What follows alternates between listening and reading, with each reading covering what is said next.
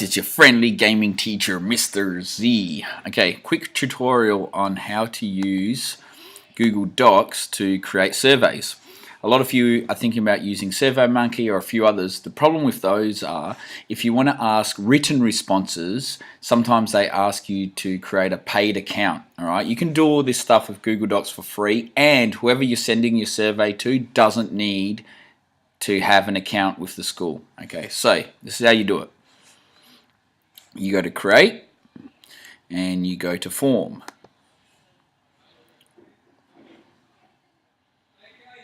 Alright, first thing that you want to do is pick a bit of a style for your form. So I'm just going to go with something like this.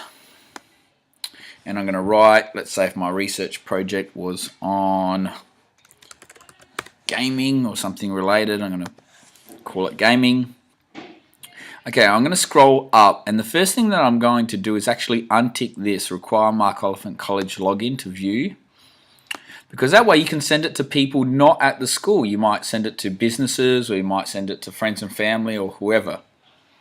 Right, the next thing is you can add a description for your survey. So, this survey is for my research project on ... etc, etc. Now you get to actually put in your questions. Okay, so you give the question title. So how old are you? Okay, that might be the first one. I want to gauge people's age. Now I can actually put in a range of different types of questions. Okay, I'm actually going to go for multiple choice for this one, and I'm going to say maybe 10 to 14. Whoops, 10 to 14. Let me try that again. 15 to 17, and maybe if I can actually get that right. And the third option, 18 plus. Okay, so it gives me a bit of an idea. Now I'm going to go done. Great. That's my first question out the way. I can also go back in there and edit it. I can copy it, which lets me then quickly change it to something else, or I can delete it. All right. I'm going to add a new question now, and I'm going to make a paragraph text question. Okay, so they've got a little bit more room. You can also change it so it can just be text as well, which is a little bit smaller box. All right. So in here, how often do you... Actually, no, let's give them a bit more descriptive. What type of games do you play and why?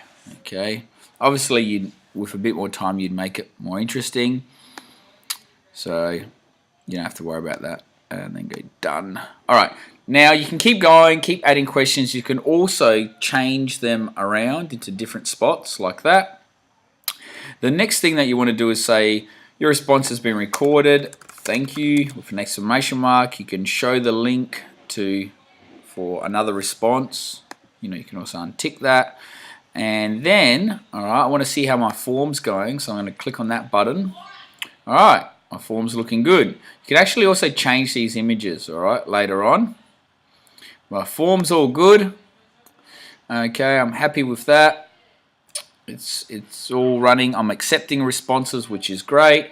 And now what I can do back here, I copy that link and email it to anyone in the world, and they'll respond.